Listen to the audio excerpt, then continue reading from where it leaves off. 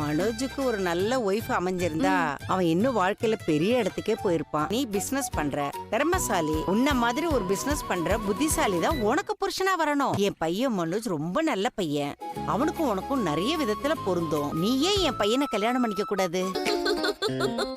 நீ மனோஜ கல்யாணம் பண்ணிக்கிட்டா உன் வாழ்க்கை நல்லா. ரெண்டு பேரும் சேர்ந்து நிறைய பிசினஸ் பண்ணலாம். நீ என்னம்மா சொல்ற? உங்க பெரிய பையனுக்கு டிவோர்ஸ் வாங்கி கொடுக்கற மாதிரி ரவிக்கும் ஸ்ருதிக்கும் டிவோர்ஸ் வாங்கி கொடுத்துருங்க. உங்க முகத்திலேயே முதலாளி கலை தெரியுது. உங்களை பாக்கும் போதே நீங்க கை நீட்டி சம்பளம் வாங்குறவர் இல்ல, எல்லாரும் உங்ககிட்ட கை நீட்டி சம்பளம் வாங்குற இடத்துல இருக்கீங்கன்னு தெரியுது. உங்களுக்கு ஏற்கனவே கல்யாணம் ஆயிடுச்சுல, இப்போ உங்க பொண்டாட்டி உங்க கூட இல்ல. நீங்க நம்பி கல்யாணம் பண்ண ஒருத்தி உங்களை ஏமாத்திட்டா, சரியா? அவகிட்ட விடுதலை கேட்டு கோர்ட்டு படி ஏறி இறங்கிட்டு இருக்கீங்க, சரியா? உங்க மனசுல ஏதாவது கேள்வி இருந்தா அதை என்கிட்ட கேளுங்க.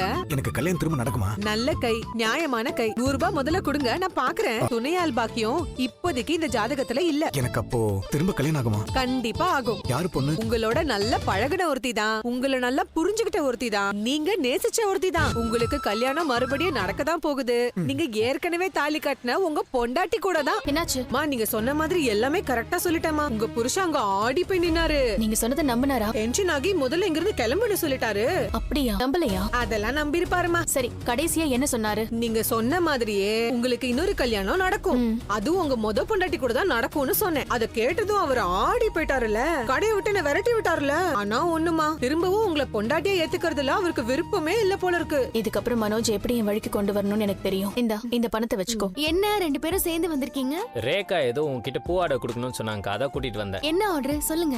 நான் படிச்ச ஸ்கூல்ல ஒரு ரீயூனியன் நடத்துறோம். அதான்க்கா, இந்த பழைய ஸ்டூடெண்ட்ஸ் எல்லாம் ரொம்ப வருஷம் கழிச்சு திரும்பி மீட் பண்ணுவாங்கல்ல. அதான் எங்க ஸ்கூல் ஆடிட்டோரியம்ல அந்த ஃபங்க்ஷன் வச்சிருக்கோம். அதுக்கு அந்த ஹால்ல ஃப்ளவர் டெக்கரேஷன்லாம் பண்ணனும். சத்யா உங்களை பத்தி நிறைய சொல்லிருக்காரு. நான் ஒரு டேட் சொல்றேன், உங்களால அந்த நாள்ல டெக்கரேஷன் பண்ண முடியுமா?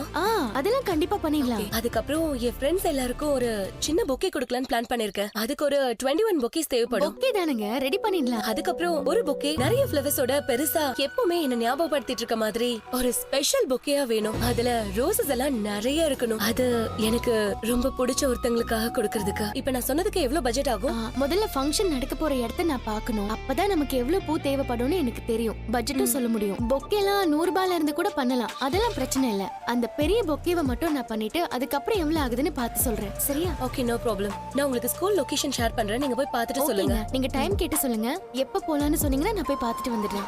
ஓகே. ரேகா, நீங்கம்மா இங்க? அவ கூட உனக்கு என்ன பேச்சு? அதான் பூக்கடை வச்சிருக்காளே மீனா, அவ கூட நீ என்ன பேசிக்கிட்டு இருந்த? என் ஸ்கூல்ல ஒரு ரீயூனியன் ஃபங்க்ஷன் வருதுன்னு சொன்னல, அதுக்காக அவங்க கிட்ட ஃப்ளவர் டெக்கரேஷனுக்கு பேசிட்டு இருந்தேன். உன் அம்மா நானே அதுல கொடி கட்டி பறந்துகிட்டு இருக்கேன். என்கிட்ட சொல்லாம கண்டவங்க கிட்ட எல்லாம் போய் சொல்லிக்கிட்டு இருக்கேன். அவங்க பண்றது எல்லாமே லேட்டஸ்ட் ட்ரெண்ட்ல இருக்கு, அதனாலதான் நான் அவங்க கிட்ட ஆர்டர் கொடுத்திருக்கேன். அவ பண்றதுல பூவே இருக்காது, அங்கங்க ஒட்ட வச்சிருப்பா. அதுக்காக நீ நிறைய பூ போட்டு பண்றதெல்லாம் அவளை பார்க்க நல்லா இருக்காது. மினிமலான ஃப்ளவர்ஸ் சூஸ் பண்றப்பதான் அது பார்க்க கொஞ்சம் எலகண்டா இருக்கும். அதெல்லாம் உனக்கு சொன்னா புரியாது. நீ பண்றது செய்யறது எதுவும் சரியில்லை ரேகா. எனக்கு என்ன பிடிக்குமோ அதை தான் என்னால பண்ண முடியும். உனக்கு பிடிக்கலன்றதுக்காக என்னோட லைக்ஸ் அண்ட் டிஸ்லைக்ஸ் எல்லாம் என்னால மாத்திக்க முடியாது. நான் உன்னோட அம்மாடி, நான் சொல்றது கூட கேட்க மாட்டியா? நான் உன் பொண்ணுமா, நானும் உன்ன மாதிரி தானே இருப்பேன். நான் கேப் புக் பண்ணி போய்க்கிறேன்.